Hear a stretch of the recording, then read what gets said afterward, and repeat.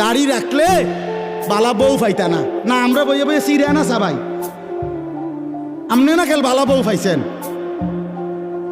আমরা হুজুররা বসে বসে আপনি কি বনে না খাই উদা? কি বলেন আপনি এগুলো? এই সমস্ত বাজে কথার কোনো অর্থ আছে কি বলেন না কেন? শয়তানের ধোঁকা ছাড়া আর কিচ্ছু না, নফসের ধোঁকা ছাড়া আর কিচ্ছু না। কেন ছেড়ে দিবেন আল্লাহর নবীর সুন্নত? হাসরের ময়দানে কেমনে দাঁড়াইবেন বাপ?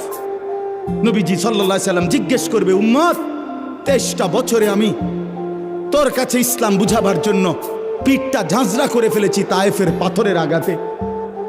আমি পেটে 2টা পাথর বাঁধছি ক্ষুধার কষ্টে।